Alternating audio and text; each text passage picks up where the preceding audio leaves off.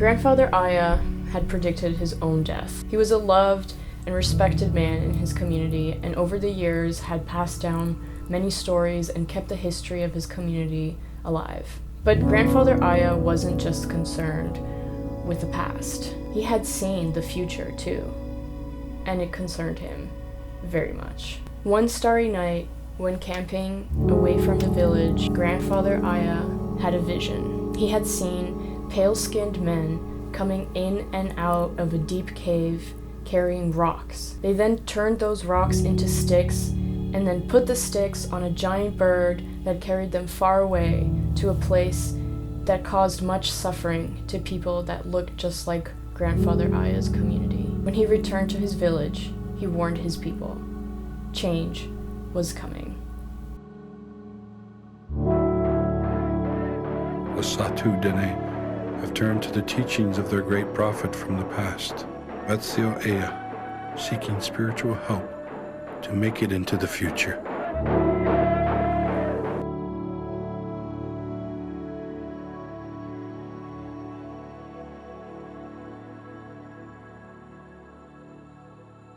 The Sahtu Dene live on the shores of the Great Bear Lake, the largest lake in the entirety of Canada.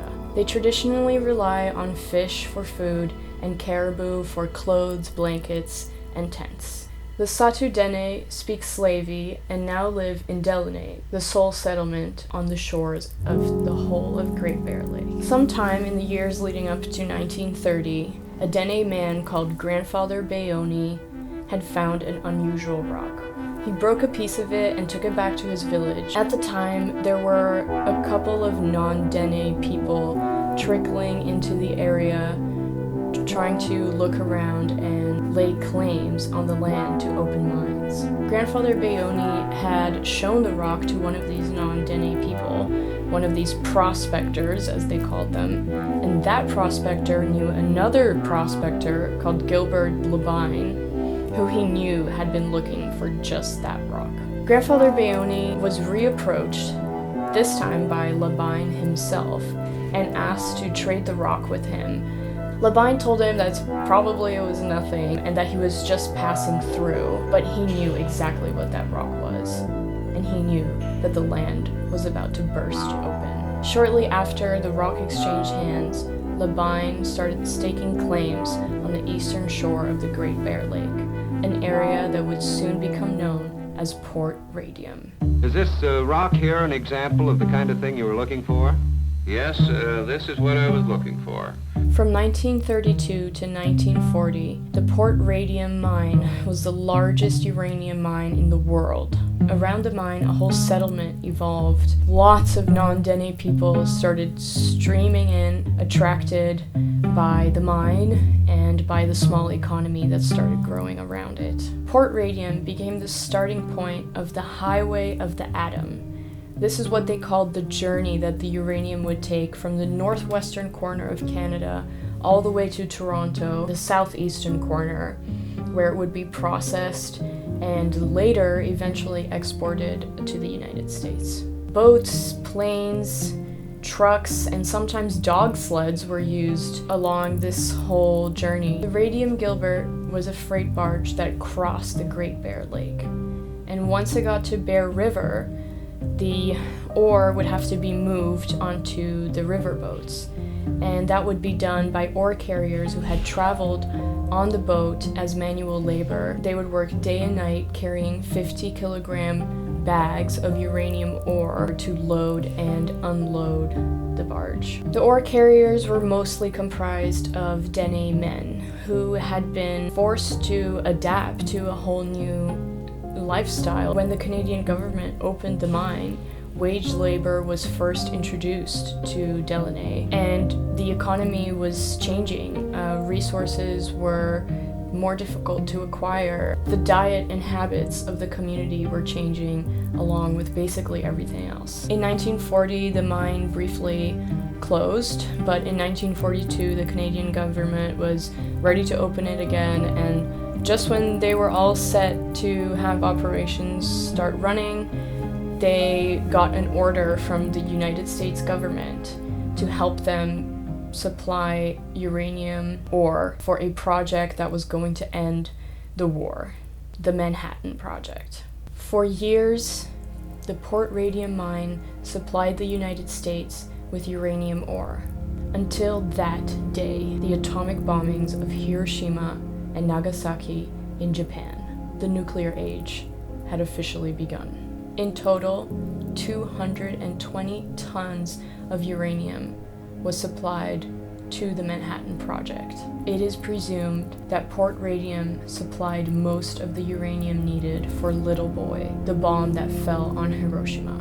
The mine lived for many more decades though, and after a lot of silver and copper mining, the mine was finally decommissioned in 1982. The Dene call the Port Radium area Samba K, the money place, where a lot of non-Dene people made money off of their land. 5, 4, 3, 2, 1. Never having been told the dangers of the exposure to the uranium, many of the Dene ore carriers did so for years, and as time went on, a cancer epidemic started spreading amongst them and many other people in the village.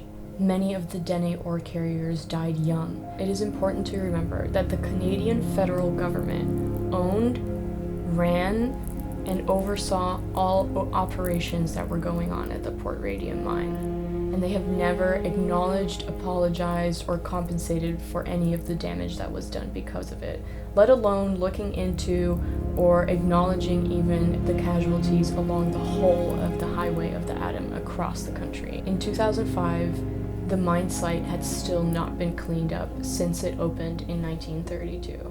Even the US government acknowledged the part it played in the suffering of the Dene people. In fact, the US has its own comparable situation where it opened hundreds of uranium mines on Navajo land. The Navajo people lived near and worked for those mines and are still suffering from those consequences. Over the years, some documentaries were made to tell the story of what happened in Delaunay, namely one called The Village of Widows. It created video testaments of elders that had experienced firsthand the lifetime of the mine. To the Dene people, it was really important that this history stayed alive. You know, all these people that died too young, all these ore carriers, and even their families and other people that were exposed to uranium, they were stolen of a chance to pass down all their knowledge to their children and to the rest of the community. The Village of Widows also documented an incredible scene where the Dene people flew to Hiroshima. The people from Delaunay went to Hiroshima to share grief and apologize to people that were still suffering from the consequences of the bomb. The Dene felt in part responsible for what had happened in Hiroshima, even though they hadn't known where the uranium was going to go after it had been mined. People are literally afraid of their own sustenance. There's fear of their own lands, there's fear of and they don't know what the contaminant levels are,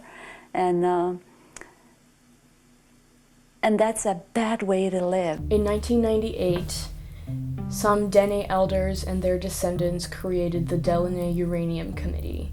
Something had to be done about the raging cancer deaths that hadn't slowed down after all these years. The committee was invited to meet 3 federal ministers to address the health and environmental concerns that they had.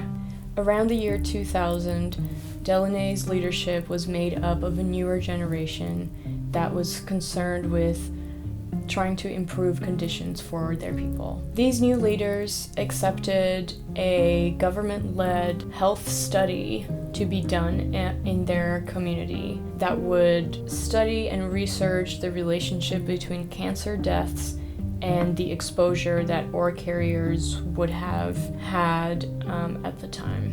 The study was done by an engineering firm called Cenis Consultants. Cenis Consultants were part of the CNA, the Canada's Nuclear Association, which promotes at the time, the newly repopularized nuclear energy industry.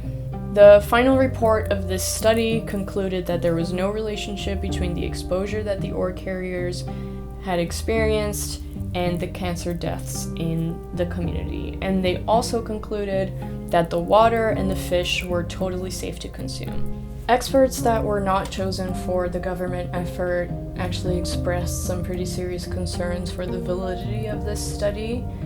One of those scientists, Dr. Brittell, she claimed that trying to measure the seriousness of the radiation through cancer deaths was not a good approach because it leaves out all the other health concerns and problems that can come about due to radiation. Brittell also claims that the federal government was in possession of evidence, studies, and documents that proved the dangers of exposure to uranium, and they knew this way before the mine even opened. When testing on the land itself, Senes had said that they hadn't measured anything above 770 microrems per hour of radiation, which is a healthy level, but other independent parties have also gone on that in those same areas and recorded up to 4,000 microrems per hour, just, within hours or less than an hour of arrival in those areas.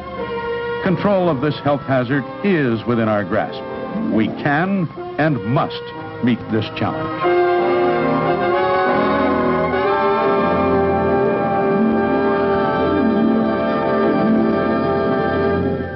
There's many stories that have been lost in this bigger story, like that of the 10,000 white miners that had come over the years to work in the Port Radium mine. A lot of the miners were Europeans that had come from displacement camps after the First World War.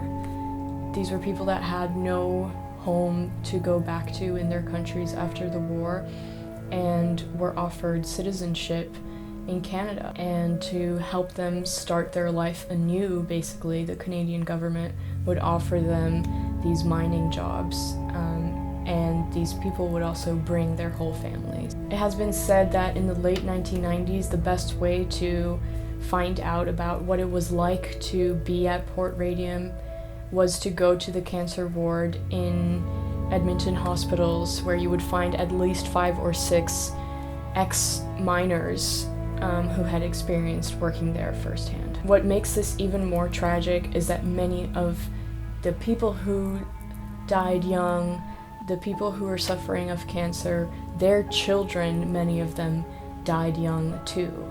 Some of them because they had also lived at the mine site and had been exposed themselves, but also because it's important to know that radiation is passed down. Sometimes the consequences of that are worse for the next generation than the generation of people that have been exposed. Uranium is chemically dissolved out of the rock as a crude extract called yellow cake. It is concentrated by dewatering. Then it is roasted in furnaces to remove further impurities and converted to uranium trioxide. While the studies were still ongoing in Delaunay, uranium suddenly saw this exponential rise in value in around 2006, when a lot more countries were leaning on nuclear energy to reduce CO2 emissions. The highest grade uranium in the world was known to be found in the Port Radium area, and there were already plans underway between the new Dene leadership and Alberta Star, a uranium mining company, to reopen some of the mines in the Port Radium area. Other Indigenous leaders in places like Saskatchewan were also selling their land rights. They were selling them mainly to one of the largest uranium mining companies in the world, Cameco. Cameco really became Cameco in 1988, but is actually the result of the privatization of El Dorado Nuclear, which is the federal crown corporation that once owned Port Radium. And Cameco is the #1 employer of First Nations people in Canada. while mining prospectors and Delaunay's leadership claimed that this was going to be, closure and progress, other people in Delaunay feared that history was repeating itself. In the Navajo Nation, for example, the leadership banned uranium mining entirely and actually called to the Delaunay's leadership to do the same. But to the leadership of Delaunay and many other leaders of First Nation communities in Canada, it's more complicated than that. They believe that they're doing the best with what they have and what they've been offered. For many people, the uranium industry is their livelihood and supports them and their family to have a good and resourceful life. But many other people feel that the generational suffering has not sufficiently been addressed.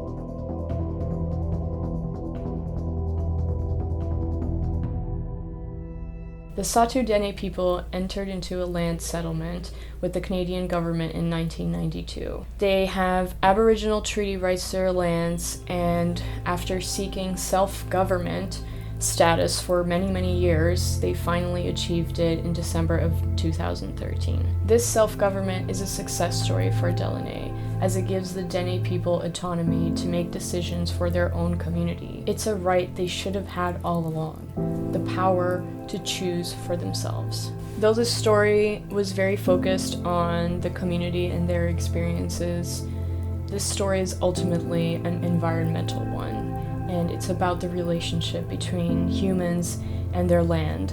While some believe that nuclear energy is part of the solution to move forward in this climate crisis, others look not only to history, but also to the current contamination happening on Indigenous lands, and warn us that the uranium industry is an everlasting environmental crisis of its own.